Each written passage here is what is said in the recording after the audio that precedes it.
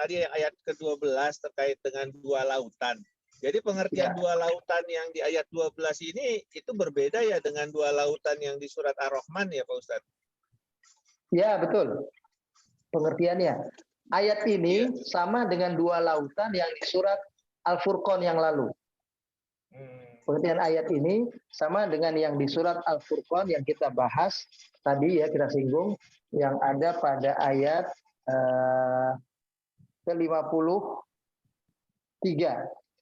Nah, itu sama dengan ayat ini. Wa huwallazi marajal bahraini. Jadi pengertian dua lautan itu adalah air laut dan air sungai. Bukan dua lautan yang di dalam surat Rahman itu, betul? Tadi kan ada peredaran matahari dan bulan gitu ya. Ya. Nah, itu kaitannya itu ada fenomena gerhana, ya. Baik itu gerhana matahari atau gerhana bulan. Mungkin di masa lalu itu cukup heboh menimbulkan mitos-mitos yang macam-macam gitu. Nah ini kaitannya apa? Kita ada semacam himbauan untuk melakukan sholat gerhana itu. Jadi apa kira-kira maknanya itu? Terima kasih. Ya, sebetulnya kita dihimbau untuk mengerjakan sholat gerhana jika terjadi gerhana bulan atau gerhana matahari sebagai sebuah fenomena yang luar biasa, tidak seperti biasanya. Ya, kenapa kok di siang hari malah ada gelap? Kenapa kok di malam hari malah ada sedikit tambahan cahaya jadi terang? Ya, gerhana bulan itu sebetulnya adalah sebagaimana yang disampaikan oleh hadis Nabi, inna syamsa wal qamara ayatani min ayatillah. Sesungguhnya matahari dan bulan adalah dua tanda di antara tanda-tanda kebesaran Allah yang ada sekian banyak itu. La tasjudu lisyamsi wala lil qamar. Kalian jangan sujud kepada matahari dan kepada bulan. Ya. Kenapa? Karena dia hanya tanda-tanda kebesaran Allah. Jadi jangan kagum dengan mataharinya, jangan takjub dengan bulannya. Ya. Wasjudu lillahilladzi khalaqahunna. Kita disuruh bahkan sujud itu kepada zat yang menciptakan keduanya. Ya. Nah, ketika Nabi menerangkan ini adalah tanda kebesaran Allah, Nabi mengkaitkan dengan kalimat la yankhasifani limauti ahadin minkum. Kedua hal ini terjadi bukan karena sebab kematian salah seorang di antara kalian. Jadi waktu itu kan ada anggapan dari kaum kufar Quraisy, terjadi gerhana matahari waktu itu dan itu sekali di zaman Nabi, gerhana matahari itu sekali terjadi. Itu karena sebab kematian anak Nabi yang bernama Ibrahim. Jadi anak Nabi itu yang terakhir itu wafat. Itu disangkanya itu sudah habis sudah Nabi keturunannya. Nah, itu karena anak Nabi wafat, berarti Nabi tidak punya regenerasi berikutnya, nggak punya keturunan yang bisa melanjutkan tugas dakwah beliau, katakanlah semacam itu. Yang berarti Islam akan lenyap, akan hilang. Ya. Nah itu Allah katakan sesuatu bisa terjadi seperti itu. Ya. Itu kejadian matahari terjadi gerhana itu bukan karena sebab kematian anaknya Nabi itu. Ya.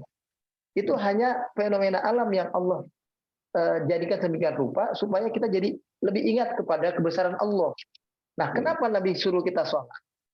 Waktu itu penggambarannya adalah saat itu Allah bisa membuat keadaan yang tadinya teratur, tertib, tiba-tiba bisa terjadi semaunya menurut kehendak Allah. Jadi begini, kan sebagai sebuah yang di luar kebiasaan. Maka ya, yang Nabi takuti adalah bisa jadi kita lagi hidup enak, tenang-tenang, nyaman begini, tiba-tiba besok kiamat. Besok akan terjadi huru-hara, akan ada gempa. Maka dari itu sujudlah kalian, segeralah sholat sholat kusuf itu atau kusuf itu. Sujud, dan ketika sujud kan disuruh habis sholat sujud banyak bertakbir, disuruh bersedekah, kan gitu. Supaya apa? Supaya nggak jadi penyesalan kita besok kiamat kita kurang sedekah. Jadi sholatlah dan bersedekah, takbirlah. Nah itu jadi fenomena alam yang seperti itu mestinya menjadi pembelajaran buat kita ketika kita sedang nyaman-nyamannya hidup begini, enak, kayaknya nggak ada apa-apa, bisa satu saat Allah jadikan kita gempa, kita hancur, bahkan kita kiamat. Maka itulah yang menyebabkan Nabi menyuruh kita sholat. Jadi bukan karena takut dengan matahari, takut dengan gelap, wah gelap ini, takut ini. Bukan. Maksudnya adalah fenomena itu kan sesuatu fenomena terjadinya gerhana matahari itu adalah sesuatu yang di luar kebiasaan. Maka buat kita orang beriman, di luar kebiasaan itu bukan berarti matahari bergerak maunya sendiri, tapi dia digerakkan oleh kekuasaan Allah. Karena digerakkan oleh kekuasaan Allah, bisa saja Allah dengan kuasa dan kehendaknya menjadikan tiba-tiba kita yang lagi enak-enakan ini, tiba-tiba kiamat. Itu bisa terjadi. Nah, itulah yang membuat kita disuruh sholat dan bersedekah, supaya kalau terjadi kiamat, kita betul-betul dalam keadaan husnul khatimah. Karena sudah sholat, sudah bersedekah, sudah bertakbir. Seperti itu maksudnya. Hadis dari riwayat Tirmizi, beliau mengatakan bahwa hadis itu hasan. Tapi Ya. setelah beberapa lama, ulama berikutnya mengatakan bahwa hadis itu dhaif, seperti Albani gitu ya. Lalu pertanyaan saya, melihat hadis ini,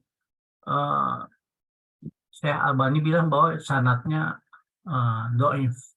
Apakah apa yang kita lakukan dengan hadis ini? Apakah kita tetap melaksanakan sunnah Nabi ini, atau karena ada pernyataan dari Syekh Albani bahwa ini dhaif, terus lalu kita abaikan seperti itu? Begini, suatu hadis itu kan bisa ditelusuri lagi sampai kapanpun oleh ahli hadis. Jadi sekarang kita kenal ahli hadis adalah Albani, walaupun beliau sekarang juga sudah wafat.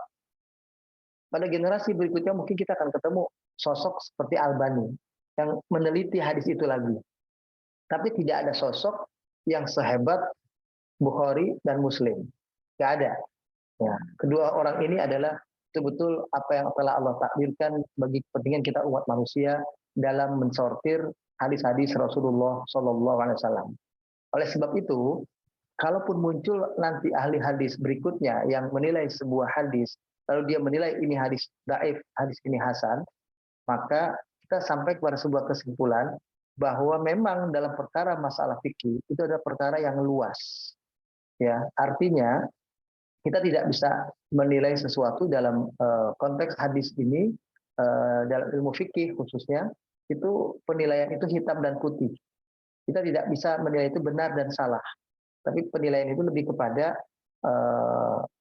mana yang lebih benar, yang mendekati tuntunan sunnah Rasulullah, yang berarti pahalanya lebih besar, pahalanya lebih banyak, dan mana yang sesungguhnya jauh dari tuntunan Nabi, yang berarti kalau kita kerjakan itu akan sia-sia, akan tidak ada gunanya. Itu batasannya itu. Makanya Ibnu Taimiyah mengatakan fal amru fihi wasi', walakinnal afdal haitsu makana yaf'alu alaihi salatu wassalam. Perkara dalam persoalan kajian hadis, kajian fikih, itu termasuk perkara yang sangat luas. Tapi yang lebih afdal adalah apa yang sesuai dengan tuntunan dari Nabi kita Muhammad sallallahu alaihi wasallam. Jadi sifatnya adalah sesuatu itu menjadi mana yang lebih afdol. Kayak kita misalnya berbeda soal sholat subuh baca kunut dan tidak baca kunut. Ya. Kita tidak bisa mengatakan yang satu benar, yang satu salah. Itu tidak bisa. Tapi yang bisa kita katakan ya sesungguhnya adalah mana yang lebih afdol, mana yang tidak lebih afdol. Itu begitu. Jadi karena dia tidak hitam putih sebagaimana hitam putih dalam persoalan akidah, itu begitu. Oleh sebab itu hal yang semacam ini bisa saja terjadi. Dan kalaupun dianggap lemah sebuah kebiasaan yang sudah dikerjakan, tapi hadisnya dia katakan lemah, tetap boleh diamalkan sebetulnya. Hadis lemah itu boleh diamalkan, tapi tidak boleh dijadikan hujah untuk sebagai hujah menguat akidah, itu nggak boleh. Tapi kalau diamalkan hadis lemah boleh. Tapi kondisinya bisa jadi kalau itu betul-betul hadis lemah, kita mengamalkan itu malah jadi nggak ada pahalanya. Itu begitu. Ya, kita amalkan ini pahalanya nggak ada. Kenapa? Karena sudah dinilai hadis itu adalah hadis lemah, tapi tetap kita amalkan. Pengamalannya boleh saja, Tapi kembali ke keterangan hadis Nabi yang lain, man ahdasa syai'an falaysa lahu fi amrina ya fahuwa rad. Siapa yang mengadakan sesuatu yang sesuatu itu dianggap ibadah oleh seseorang, tapi sesuatu yang dianggap ibadah itu tidak ada dari kami, kata Nabi contohnya, maka amal itu adalah amal yang sia-sia. Jadi paling tingginya adalah dia sia-sia, bukan berdosa. Kalau yang berdosa itu yang disebutkan bid'ah, sampai berdosa kita melakukannya adalah sesuatu yang sangat besar. Seperti yang dikerjakan oleh bid'ah kaum Khawarij, bid'ahnya kaum siapa yang dalam persoalan akidah. Kalau bid'ahnya dalam persoalan ibadah, paling-paling dia capek ngerjain, tapi dia tidak ada pahalanya apapun. Itu begitu. Jadi kalau ditanya boleh, boleh saja, tapi dia tidak dapat apa-apa. Ya, tentu kita kalau ada keterangan seperti itu, kita pelajari betul nggak kira-kira alasan Al-Albani menerangkan itu. Mau tidak mau kita bertanya lagi kepada ulama yang lain yang juga mungkin punya keilmuan tentang ilmu hadis itu, bagaimana menurut Pak Kiai atau menurut Ustadz tentang penilaian dari Al-Albani tentang hadis ini dianggap hadis yang dhaif itu sendiri. Tidak semua hadis-hadis yang disebutkan dalam hadis Al-Albani kitabnya adalah ada silsilah al-hadis ad-dhaifah, berarti hadis itu nggak boleh dipakai, tidak begitu. Hadis itu adalah hadis lemah yang kalau itu terkait dengan masalah akidah nggak boleh dijadikan hujah, tapi kalau terkait dengan masalah amalan fikih masih boleh diamalkan, ya. Tapi soal nilainya itu kembali kepada Allah Subhanahu wa taala. Ini seolah-olah seperti dalam ruang lingkup ijtihadi manusia. Karena apa yang dikerjakan oleh Albani itu adalah ijtihad beliau sesuai dengan kapasitas ilmu beliau ya, tentang hadis itu. Makanya kata Nabi, kita kembali kepada hadis tadi mengatakan man ijtahada fa idza asaba falahu ajrani wa idza akhta'a falahu ajrun wahid. Barang siapa yang berijtihad dengan keilmuannya dia memutuskan sesuatu dalam perkara ibadah ini, maka kalau itu adalah amalan yang benar, bagi dia 2 pahala. Dan kalau itu adalah amalan yang salah, bagi dia 1 pahala. Ini bagi yang berijtihad, bukan bagi yang mengamalkan. Nah, jadi sosok seperti Albani itu, dia tetap dapat pahala walaupun dia salah. Tapi bagi kita yang mengamalkan, paling jauhnya adalah kita beramal yang sia-sia. Nggak ada pahalanya sama sekali. Itu begitu. Wallahu a'lam bishawab. Membaca surat Al-Kahfi hanya di hari Jumat itu nggak kurang tepat. Yang tepat itu membaca kapan saja. Gitu. Semua keterangan hadis tentang baca surat Al-Kahfi, baca surat Yasin, baca surat-surat Al-Waqi'ah, Al-Mulk dan semacamnya, itu hanya mengarah kepada banyaknya fadilah yang akan diperoleh dengan kita melakukan amalan itu.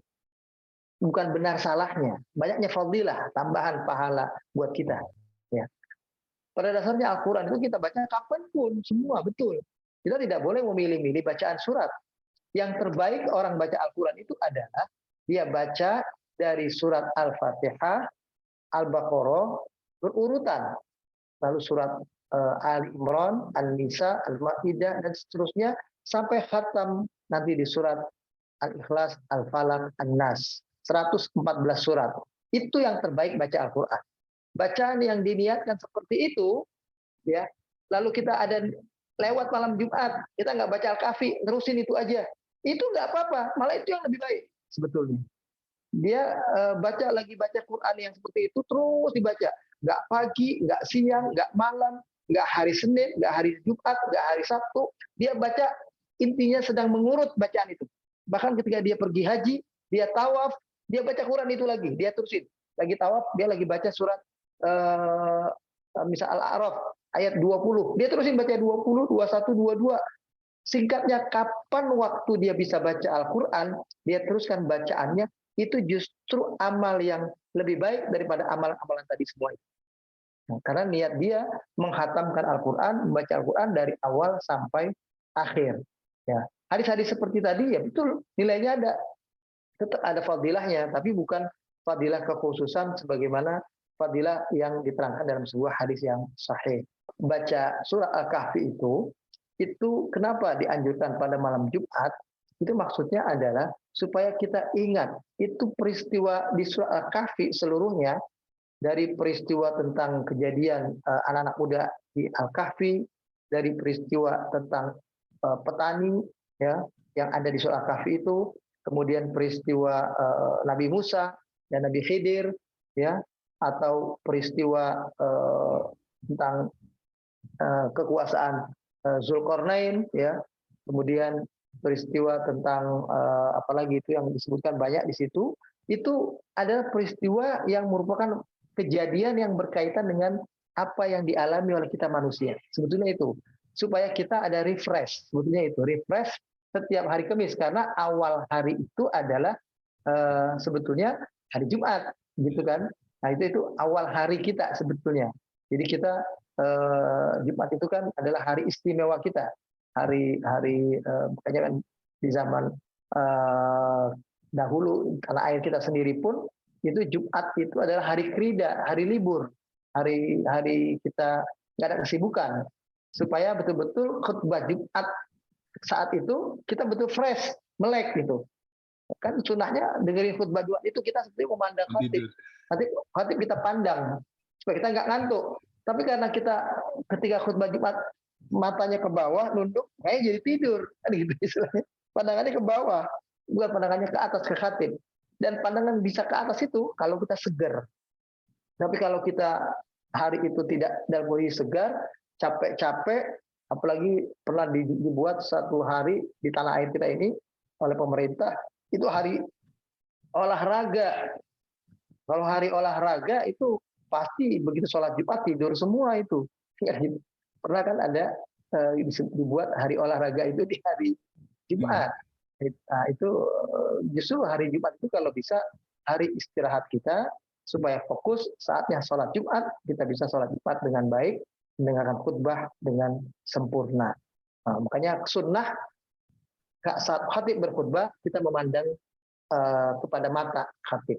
Dan sholat sunnah yang kalau di sholat-sholat lain, kita kan nggak boleh Pak, sholat sunnah itu ketika matahari terbit, itu nggak boleh. Ketika matahari tergelincir, nggak boleh sholat sunnah. Ketika matahari terbenam, tidak boleh. Nah, khusus di hari Jumat, ketika matahari sedang di tengah, tapi kita baru tiba di masjid, kita tetap diperbolehkan sholat sunnah. Supaya apa? Supaya setelah sholat sunnah, kita tidak tertinggal khatib menyampaikan khutbah. Jadi kalau khatib sudah salam, kita tidak boleh sholat sunnah kecuali segera. Ya. Sekali lagi, ketika khatib sudah salam, bukan azan yang pertama ya, jadi azan yang kedua. Ini kalau ada yang 2 kali azan, khatib sudah assalamualaikum, lalu kemudian ada azan. Bahkan ketika sedang azan sekalipun, kita sholat sunnah. Yang kalau sholat lain di tempat yang di waktu yang lain kita mungkin nunggu sampai azan selesai baru kita sholat sunnah kan gitu. Tapi kalau sholat sunnah tahiyatul masjid di hari Jumat kita disuruh segera sholat sunnah walaupun azan sedang dikumandangkan.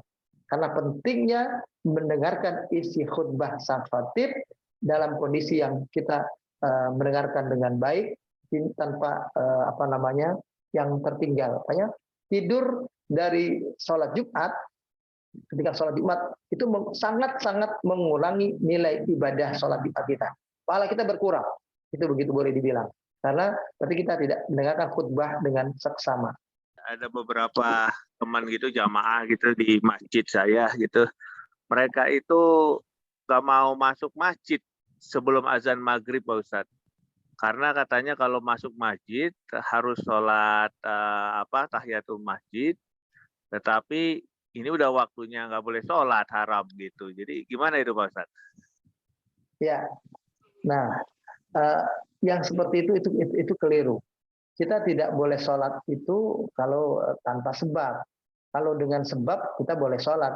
Nah, jadi ketika azan dikumandangkan atau menjelang azan, memang itu kira-kira waktunya sekitar 5 menit lah, 5 menit sebelum azan dikumandangkan.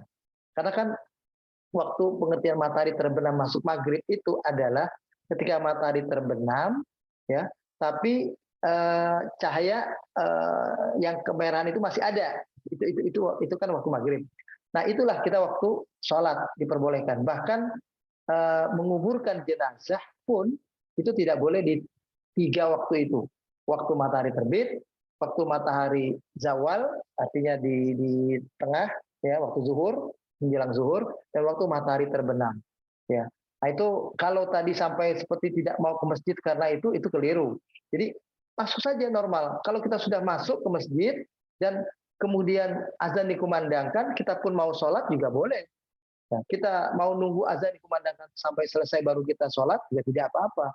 Ya, nah, itu jadi lebih baik kita masuk ke masjid kalau begitu, kalau kayak tadi harus 15 menit sebelum azan dikumandangkan supaya masih bisa melakukan sholat sunnah tahiyatul masjid. Dan sholat, pengertian sholat sunnah tidak boleh sesudah sholat asar, itu pengertiannya adalah kalau sholat itu adalah sholat sunnah rawatib yang kita kerjakan dari sesudah mengerjakan sholat asar. Tapi kalau kita sudah berkunjung ke sebuah tempat, seperti masuk masjid jam 5:30 untuk sholat subuh, lalu kita sholat sunnah 2 rakaat, maka sholat sunnah tahiyatul masjid di saat itu tidak apa-apa. Walaupun itu adalah sholat antara asar dan maghrib, kan begitu. Kan memang tidak ada sholat sunnah antara asar dan maghrib. Itu memang ada hadisnya itu. Ya, saya sempat catat kemarin tuh hadis itu karena lagi ada kajian tentang itu. Ini saya bacakan hadisnya ya. Itu ada. Memang ada hadis Nabi yang mengatakan dari Abu Sa'id Al-Khudri, ya, diriwayatkan, ya saya baca terjemahannya saja ya. Dia berkata, saya mendengar Rasulullah Shallallahu Alaihi Wasallam bersabda, tidak boleh sholat setelah subuh sampai matahari naik sedikit, yaitu setelah syuruk muncul mataharinya sedikit, dan tidak boleh sholat setelah asar sampai matahari menghilang, betul-betul tidak tampak, ya, terbenam. Ya. Nah, itu hadis riwayat Bukhari dan Muslim. Meskipun lafal hadis ini adalah lafal hadis Imam Bukhari. Jadi memang betul ada hadis seperti itu. Tapi tidak berarti tidak boleh sholat sama sekali. Kalau dengan sebab boleh. Seperti kita tawaf. Kita setelah tawaf mau sholat di makam Ibrahim. Nah itu sholat di makam Ibrahim setelah tawaf itu boleh kapanpun kita kerjakan dari setelah selesai tawaf itu. Meskipun setelah selesai tawafnya adalah antara asar dan maghrib. Atau setelah selesai tawafnya adalah antara subuh dan terbenamnya matahari. Bukan, antara subuh dan terbitnya matahari maksud saya. Nah itu tetap kita boleh mengerjakan sholat sunnah seperti itu. Yang ujuk-ujuk kita sholat, pengen sholat tiba-tiba tanpa sebab apa-apa, kayak sholat di rumah, kayak lagi duduk di masjid, tiba-tiba pengen sholat sunnah. Nah itu yang tidak boleh di 3 tempat tadi itu. Waktu matahari terbit, waktu matahari zawal menjelang zuhur, dan waktu matahari terbenam. Tapi kalau kita sedang berubah posisi, itu boleh saja semua. Demikian, itu keterangan dalam konteks fikih, ulama menyepakati hal semacam itu. Wallahu a'lam bishawab. Termasuk sholat istiqoroh, Pak? Ya, sholat istiqoroh. Istiqoroh kan namanya sholat yang kita sengaja pengen sholat. Ya, Nah, sholat seperti itu tidak boleh dikerjakan di 3 waktu itu. Ya, di luar 3 waktu itu sholat apapun boleh.